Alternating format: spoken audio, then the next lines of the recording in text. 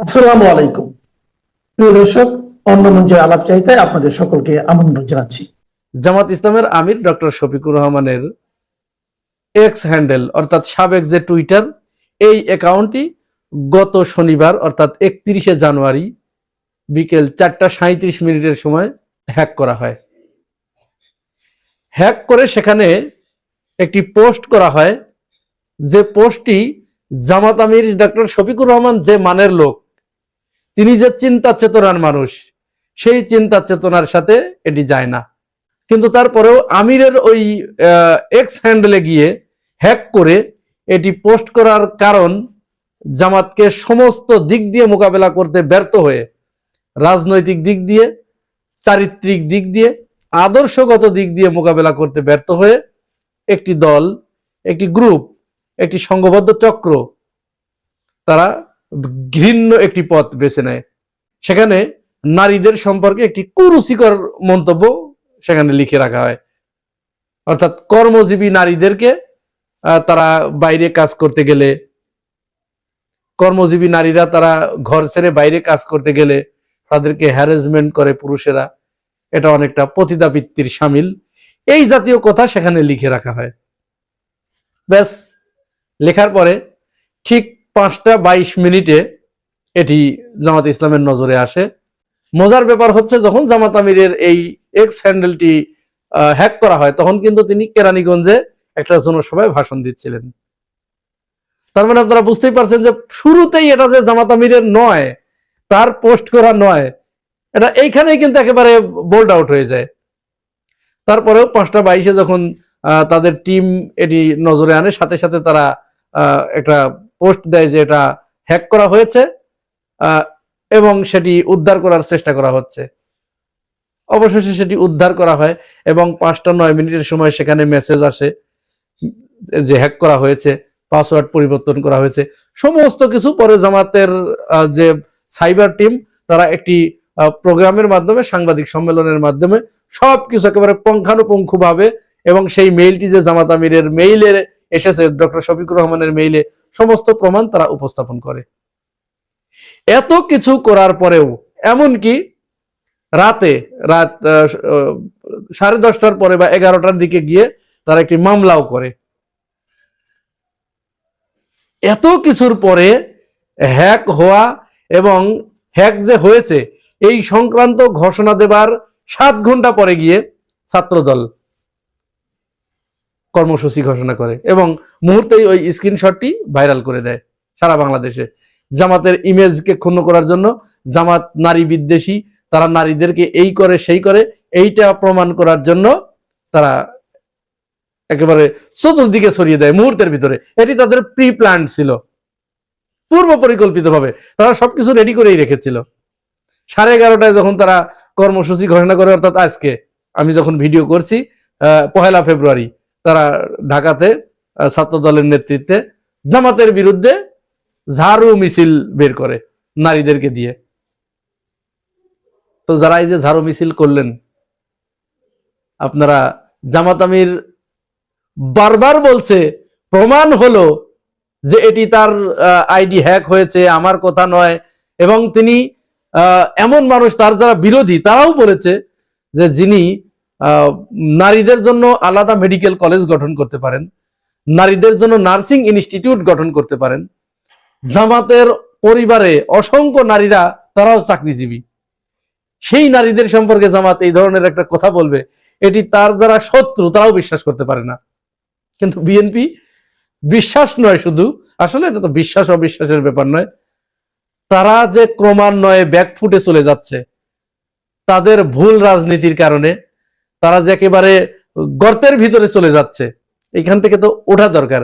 এখন এই উঠতে হলে বিএনপির তো কিছু, এখন তো এই মুহূর্তে তাদের কোনো বুদ্ধিজীবী নেই, ভালো পরামর্শ দেবার মতো, ভালো চিন্তা করার মতো কোনো নেতা বা বুদ্ধিজীবী আপাতত বিএনপির ভিতরে নাই, একটাও নাই। বিএনপি এখন নির্ভর হয়ে পড়েছে এই বিরানী আলম, যে লোকটা, ওর চরিত্রটাই হচ্ছে, সে তো আওয়ামী লীগের সময় পুরো আওয়ামী লীগ করেছে, তারেক রহমানকে গাল মন্দ এমন কোনো কথা নেই যা বলে নাই। এখন তারেক রহমান যখন ফ্রন্ট লাইনে চলে এসেছে, এখন আবার তারেক রহমানের পা চাটছে। তো এই লোকের তো কোনো চরিত্র নেই। এই চরিত্রহীন লোকটা হয়েছে এখন বিএনপির বুদ্ধিজীবী। এরপরে এই যে আব্দুল নূর তুষার, যে আব্দুল নূর তুষার আওয়ামী লীগ ক্ষমতায় থাকা অবস্থায় বিএনপিকে, তারেক রহমানকে যাচ্ছে তাই বলে গালিগালাজ করেছে, এরা হয়েছে এখন বিএনপির বুদ্ধিজীবী। ডক্টর জাহেদ, এরা হয়েছে বিএনপির বুদ্ধিজীবী। তো এইখান থেকে এর থেকে ভালো কিছু তো আর আশা করা যায় না। যাই হোক, এই যে আপনারা মাঠে নামলেন, জামাত আমির ওই কথা বলেছে, আপনাদের বুদ্ধিজীবীরা ওইগুলো আপনাদের পরামর্শ দিল, আর আপনারা মাঠে নেমে গেলেন। তার আগে 22 তারিখ থেকে এই যে 1 তারিখ পর্যন্ত এই 8-9 দিনের ভিতরে সারা বাংলাদেশে প্রায় প্রতিটা জেলায় নারীদেরকে লাথি মারা হয়েছে, হেনস্থা করা হয়েছে, তাদের হিজাব ধরে টানাটানি করা হয়েছে, তাদের যাচ্ছে তাই বলে গালিগালাজ করা হয়েছে, মাথার উপরে কোপ দিয়ে কেটে ফেলে দেওয়া হয়েছে। এইগুলো তখন আপনাদের নজরে আসে নাই? আজকে যারা ঝাড়ু মিছিল করলেন, এগুলো কি নাকি তারা নারী নয়, তারা কি হিজড়া? নারী কি শুধু আজকে আপনারা যেগুলো এই যে পথে নেমেছিলেন এরা? এই যে ধান্দাবাজিগুলো আপনারা করেছেন, এই ধান্দাবাজিগুলো করার কারণেই বাংলাদেশের মানুষের কাছে এখন এটা পরিষ্কার হয়ে গেছে যে এই নারীবাদী নামে যারা তারা মূলত ধান্দাবাজ। এই ধান্দাবাজগুলো প্রকৃত অর্থে যখন নারীদেরকে হেনস্থা করা হয়েছে, নারীদেরকে যখন নিপীড়ন করা হয়েছে, তারা মাঠে নামে নাই, অথচ একজনকে রাজনৈতিকভাবে ঘায়েল করার জন্য তারা মাঠে নেমেছে। তাহলে তো এদের উদ্দেশ্য খারাপ, এই লোকগুলোর পিছনে তো যাওয়া যাবে না, যার কারণে তাদেরকে বয়কট করেছে। যাই হোক, যে কথাটি বলছিলাম, ওই যে জামাত আমিরকে এইভাবে ঘায়েল করতে গিয়ে রাজনৈতিকভাবে তাকে মোকাবেলা করতে ব্যর্থ হয়ে এই যে ঘৃণ্য পথটি আপনারা বেছে নিলেন, আর সাথে সাথেই আল্লাহ কি করলো? আল্লাহ জামাত আমিরকে এমন অবস্থায় পৌঁছে দিল যে আজকেই আপনারা গাজীপুরে ছাত্র দলের নেতা, এই যে দেখুন, সে একজন নারীকে প্রকাশ্যে জবাই করে হত্যা করেছে। কোথায় তোমরা? আল্লাহ দেখিয়ে দিল একেবারে, মানে গর্তের ভিতরে মাটির নিচে গেড়ে দিল, পুঁতে দিল একেবারে। এটাই হচ্ছে আল্লাহর বিচার। শুধু তাই নয়, এই যে আপনারা এই ধরনের নোংরামিটা করলেন, ঢাকার রাজপথে এই নারীরা ছাত্র দলের নেতৃত্বে মিছিল করলো, সেখানে শফিকুর রহমানকে উদ্দেশ্য করে এমন কুরুচিপূর্ণ স্লোগান দিয়েছে, যে স্লোগান জামাত শিবির কোনোদিন ইতিপূর্বে তারেক রহমান বা খালেদা জিয়াকে উদ্দেশ্য করে কখনোই দেয় নাই। তাহলে ইট মারলে তো পাটকেল খেতেই হয়। আপনি পথ দেখিয়ে দিয়ে যাচ্ছেন, সেই পথে অন্যরা হাঁটবে, এটাই স্বাভাবিক। আর এদিকে এই হ্যাক হওয়ার ঘটনার সাথে বিএনপির এক ইতরের খবর পাওয়া গেছে। এই ইতর এর আগেও, আমি ছবি দিয়ে দিচ্ছি, এর আগেও সে এই ধরনের নোংরামি, বিভিন্ন অপতথ্য, তারপরে গুজব, এগুলোর উস্তাদ। সে এই কাজই করে বেড়ায়। রাষ্ট্রপতির দপ্তর থেকে সারোয়ার আলম নামে একটি মেইল ব্যবহার করে সেই ফিশিং মেইল পাঠিয়ে তারপরে জামাত আমিরের ওই টুইটারটি হ্যাক করা হয়েছে, এবং তার সাথে এই ইতর সরাসরি যুক্ত আছেন বলে ধারণা করা হচ্ছে। হয়তো তার বিরুদ্ধে অচিরেই মামলা হবে। এখন আবার এরা বলার চেষ্টা করছে যে না, জামাত আমিরের টুইটার হ্যাক হয় নাই। এরপরে আবার তাদের বুকের উপরে চুনকালি মেরে দিলেন এই যে ডিবি। এই ডিবি বললেন যে আমরা জামাত আমিরের যে হ্যাক হওয়ার বিষয়টি, এটি তদন্ত করে দেখেছি এবং এর সত্যতা পেয়েছি, ওটি হ্যাক করা হয়েছিল। এখন কি হলো? কি হলো? এই যে একটু শোরগোল করলেন, যতটা না শোরগোল করে গোলা চড়ালেন, তার চেয়ে তো গোলা দেবে গেল বেশি না? গোলা তো বসে গেল। এখন কি করবেন? চা খান। আমরা এই সম্প্রতি কিছুদিন ধরে দেখছি যে বিএনপি জামাতের বিরুদ্ধে যতগুলো পদক্ষেপ নিয়েছে, প্রত্যেকটি এর স্থায়িত্ব ছিল মাত্র 3-4 ঘন্টা। 3-4 ঘন্টা পরে ওইটা ঘুরে বিএনপির ঘাড়ের উপরে পড়ে যায়। বুঝতে পারছি না কেন এমনটি হচ্ছে। বিএনপি আসলে প্রতিটা ক্ষেত্রেই, যতগুলো ঘটনা পূর্বে ঘটেছে, প্রতিটা ক্ষেত্রেই তারা মিথ্যার আশ্রয় নিয়ে গুজব তৈরি করে পরিকল্পিতভাবে একটা মিডিয়া ট্রায়ালের মাধ্যমে জামাতকে ঘায়েল করতে চাচ্ছিল। আর এই প্রতিবারই তারা ধরা খেয়ে গেছে। কারণ এই যে মিথ্যা তো আসলে সকালের শিশিরের মতো, ওটা স্থায়ী হয় না। রোদের উত্তাপ বাড়ার সাথে সাথে কর্পূরের মতো উড়ে যায়। আমাদের ডাক্তার শফিকুর রহমান স্যারের একটি পোস্ট নিয়ে ভোর রাত্রের দিকে একটা ইংরেজিতে পোস্ট করছে, আমি এই পর্যন্ত চোখে দেখি নাই, কিন্তু এই টক শোর মধ্যে দেখলাম অনেকে ঈদের মতো আনন্দ করতেছে। হ্যাঁ, ডাক্তার জাহিদুর রহমান একজন আছে না, ওই যে একটু চুল কম, হ্যাঁ, ওনারা চিনবেন, ওনার সাথে একটা স্ক্যান্ডাল হয়ে গেছে ওই যে রুমিন ফারহানাকে নিয়ে। আমার বিশ্বাস হয় নাই, কারণ আমার বিশ্বাস রুমিন ফারহানা না না না এদিকে তাকাবে না, তাকাবার মতো কিছু নাই তো, বুঝছেন না? যে একটা ছবি হয়তো সাথে ছিল, তুলছে, চা কফি খাইছে, ওইটুকি, এত না। যাই হোক, দেখেন এই ভদ্রলোক বলতেছে এই যে জামাতে ইসলাম নারী বিদ্বেষী। ওই পোস্টের মধ্যে ছিল জামাতে ইসলামের ডাক্তার শফিকুর রহমান স্যার বলছে যে নারীরা যারা কাজকর্ম করে তারা হচ্ছে পতিতা। চিন্তা করছেন? এই কথাটা উনি বলতে পারে না।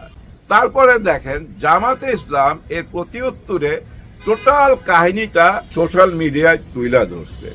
কি কাহিনী? ওনাদের যে আইটি এক্সপার্ট আছে, এই আইটি এক্সপার্টরা সবাই বড় একটা স্ক্রিনের মধ্যে কখন হ্যাক হয়েছে, কতক্ষণ হ্যাকাররা এটা রাখছে, স্ট্যাটাস দিয়া এই যে স্ক্রিনশট রাখছে, এবং এটা কোত্থেকে হ্যাক হয়েছে, আমাদের রাষ্ট্রপতি ছুপ্পু সাহেবের অফিস থেকে, ওইখানের কোনো একজন কর্মচারী এটার সাথে জড়িত। ওই কর্মচারীর নামেই একটা কি ইমেল বা কিছু একটা আসছে, অত কিছু বুঝি না, এটা তদন্ত করলেই বাইর হবে। ওনারা বড় পর্দার সামনে সাংবাদিকদের সামনে টোটাল ঘটনাটা তুইলা ধরছে।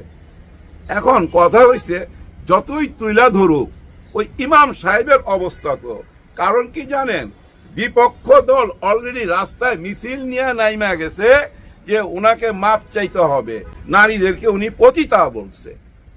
দেখেন কি দুরবস্থা, সিচুয়েশনটা কেমন। তবে আমি একটা কথা বলতে চাই, এখানে স্মার্ট খেলা হয়েছে, একটা স্মার্ট খেলা হয়েছে। যে এই গেমটা খেলছে না, খুব স্মার্টলি খেলছে। কিছু মানুষকে তো বিশ্বাস করাইতে পারছে, এবং বিশ্বাস করাইবার জন্য মিটিং মিছিল রাস্তায় নাইমা গেছে। কেন এই টাইমে এই দুর্ঘটনাটা, এই ষড়যন্ত্রটা এই টাইমে কেন? দেখেন কিছুদিন যাবৎ আমরা দেখতেছি নারীদের পেটে লাথি মারা হয়েছে, নারীরা মসজিদে আশ্রয় নিছে, ওইখানে গিয়ে হামলা করা হয়েছে, কান ছিঁড়া নিয়ে গেছে। এই যে কথাগুলো শুনতেছিলাম, এর প্রতিবাদে জামাতে ইসলামের পক্ষ থেকে, ওনাদের 11 দলের পক্ষ থেকে বিশাল বড় একটা শোডাউন হয়েছে। মানে মা বোনেরা রাস্তায় নাইমা আসছে। এমনও নারী দেখছি আমি ভাই, বাচ্চা কোলে, 4-5 জনের কোলে দেখছি আমি, বাচ্চা কোলে নিয়ে আসছে। মাইলকের পর মাইল হাইটা যাবে এই বাচ্চা কোলে। ভাবা যায় আমার হাতে যদি একটা 10 ইঞ্চি ইট উঠায় দেন, আমি 1-2 কিলোমিটার হয়তো যাইতে পারুম। আমার মনে হয় এর বেশি পারুম না, হাতটা ভার হয়ে আসবে। আর ওই বাচ্চাটার ওজন কত হবে দেখেন, ওইটুক বাচ্চা নিয়ে হাঁটতেছে। কেন? ওনারা ভালোবাসে জামাতে ইসলামকে। এখন থেকে না ভাই, অনেক আগে থেকে। এই যে ভোট চাওয়ার ব্যাপারগুলা দেখেন না, ঘরে ঘরে যায় গ্রামে, এটা শুধু এই আমলে না, এটা ভাই শেখ হাসিনার আমলে, আওয়ামী লীগের আমলে যখন নির্বাচন করছে ওনারা ওই একই কাজ করছে, কিন্তু সামনে আসে নাই, পর্দাতে থাইকা। এটা নতুন কিছু না, কিন্তু ওনাদের গায়ে হাত তুইলা ওই যে ছায়া টান দেওয়ার কথা বইলা এমন ভাবে চারিদিকে ভাইরাল হয়ে গেছে যে মানে একটি বড় দলকে সবাই ভাবতেছে এরা নারী বিদ্বেষী, এরা নারীদের উপরে অত্যাচার করে। সাধারণ অত্যাচার তো আছে, অনেক ঘটনা তো আছে গত 15 মাসের, কিন্তু সবচেয়ে বড় ঘটনা কি, মা বোনের গায়ে হাত তোলে, মসজিদের ভিতরে যায় ওইখানেও মারে। দেখছেন? ঠিক এই টাইমে স্মার্টলি যে খেলাটা খেললো, দেখেন পতিতা বলছে ডাক্তার শফিকুর রহমান, পতিতা বলছে মা বোনদেরকে, যারা কর্ম কইরা খায়, যারা বাইরে কাজ করতে যাইতে চায় তারা পতিতা। এটা কি বিশ্বাসযোগ্য কথা? আপনি কি বিশ্বাস করেন? নিশ্চয়ই করেন না, করা উচিত না। একটা মানুষকে দেখে আসতেছি বছরের পর বছর, উনি কেমন, উনার ব্যবহার কেমন, উনি মা বোনদেরকে কি দৃষ্টিতে দেখে, সবই তো ওপেন, বারবারই তো বলতেছে। ওই যে 5 ঘন্টা নিয়ে অনেক আলোচনা হয়েছে, কি বলছে, যে মা প্রেগনেন্ট, যে মা সন্তান সম্ভাবনা, সে মা 5 ঘন্টা কাজ করবে, এবং ওই বাচ্চা 5 বছর হওয়া পর্যন্ত তার লালন পালন করবে, ওই টাইমটা তাকে দিতে হবে, সন্তানকে দিতে হবে। তো ভাই, এই মানব জমিন কি? এই মানব জমিনের মধ্যে একটাই কাজ, বাগানে ফুল ফুটানো। মা বাবার একটাই কাজ, বাগানে ফুল ফুটানো, আর সেই ফুলটা হইল সন্তান। সে সন্তানকে লালন পালন করার জন্য 5 বছর পর্যন্ত ওই 5 ঘন্টা কাজ করবে এবং তাদের শিক্ষা দীক্ষা চিকিৎসা এগুলা দেখভাল করবে। এই কথাগুলাই তো বলে। ওই টাইমে আইসা দেখা গেল কি উনি পতিতা বলতেছে। এটা কোনো কথা হইল ভাই? এটা কোনো কথা হইল না। যাই হোক, খেলাটা হয়েছে স্মার্টলি। জামাতে ইসলামকে না হুঁশিয়ার থাকা উচিত ছিল। এর চেয়েও তো বড় ঘটনা ঘটতে পারতো না? এর যুগ, কত কিছুই তো ঘটতে পারতো, কিন্তু আমরা জনগণ হুঁশিয়ার। আমাদের মিডিয়া, আমাদের এই চ্যানেলগুলোর মধ্যে এই ঘটনাটা দেখেন, কোনো আচার বিচার করলো না, ওনারা প্রচার করে দিল। এমন একটা স্ট্যাটাস দিছে ডাক্তার শফিকুর রহমান। ওনাদের তো একটু যাচাই বাছাই করা উচিত ছিল, করলো না। কিন্তু যখন আইসা ওনারা আবার প্রমাণ দিল, সেটা নিয়ে কিন্তু আর টক শোতে আলোচনা হচ্ছে না, ওই প্রমাণটা নিয়ে আলোচনা হচ্ছে না। ওনারা কিন্তু এখন প্রশ্ন করতে পারে, রাষ্ট্রপতির অফিস থেকে এই ছুপ্পুর সাহেবের সঙ্গে কে আছে, কোন কর্মচারী ওইখান থেকে জড়িত, ওদেরকে তদন্তের মধ্যে আনা উচিত, তাই না? এই দাবি তোলা উচিত। আর মানুষকে না সহজে বোধাই বানানো যাবে না, কারণ এই যে এই মিডিয়ার যুগ, এই যে আমি যে ক্যামেরার সামনে কথা বলতেছি, এরকম একটা ক্যামেরা সবাই হাতে হাতে, এরকম একটা মোবাইল আছে, এটা দিয়া সারা দুনিয়ার খোঁজ খবর রাখে। ভালো মন্দ বিচার করার ক্ষমতা তার আছে ভাই। হাই হাই, দেখেন এই যে 4 আসনে দেবিদ্দার কুমিল্লার 4 আসনে বিজয় নিয়ে আসলো কিন্তু হাসনাত আব্দুল্লাহ। আর ওনার সাথে যে দাঁড়াইছিল, যে বলছিল রাজমিস্ত্রির পোলা আবার এমপি হইতে চায়, ওই পোলা কিন্তু এমপি হয়ে গেল। আর ওনার চরিত্রটা কি ফুইটা উঠলো? জাস্ট একটা চোরের মতো ভাই, চোরের মতো। কারণ কি জানেন, আজকে দেখলাম একজন আদালত পাড়ায় সামনে দাঁড়ায় বলতেছে অনেক ক্যামেরার সামনে, উনি যে ঋণ খেলাপি, এটা নতুন কিছু না। বছরের পর বছর যখনই নির্বাচন আসে, উনি এই একই কাজ করে, এই আদালতকে ম্যানেজ কইরা। যার জন্য বললাম আদালত পাড়া ম্যানেজ হয়। ম্যানেজ না করতে পারলে কিভাবে সব ঋণ খেলাপিরা ঋণ করে? হ্যাঁ ভাই, আমার একটা দল আছে, আমাকে মনে করেন যে অনেক টাকা দিল, 100 কোটি টাকা দিল, আমি তার টিকিট দিয়ে দিলাম, কিন্তু আদালত তো তাকে আটকায় দেওয়া উচিত। এই বেটা তুই কই যাস? তোর কাছে তো ব্যাংকের টাকা পায়। হ্যাঁ ভাই, এইসব চোরদেরকে কি করা উচিত জানেন? পকেট মার ধরা পড়লে দেখবেন, এই যে প্রত্যেকটা থানার মধ্যে এরকম বোর্ড থাকে, ওই বোর্ডের মধ্যে পকেট মারদের ছবি দেওয়া থাকে। ঠিক এদেরও ছবি এদের সঙ্গে দেওয়া উচিত। কারণ কি জানেন, পকেট মার তো ভাই মারে 100 টাকা, 500 টাকা, 1000 টাকা মাইরা কিল গুতা খায়া আবার জেলে যায়। আর এরা কোটি কোটি টাকা মাইরা দেয়, শত কোটি টাকা মাইরা দেয়। এদের কারো মাইরও খাইতে হয় না, এদের ছবি রাস্তাঘাটেও লাগে না। বরঞ্চ এরা রাস্তাঘাটে ছবি নিয়ে কখন আসে? যখন নির্বাচন আসে, তখন ব্যানার পোস্টার নিয়ে রাস্তায় লাগায় দেয়। এই সব লোকেরাই, এদের জন্যই কি এই 5ই আগস্ট আসছিল? না, একদমই না।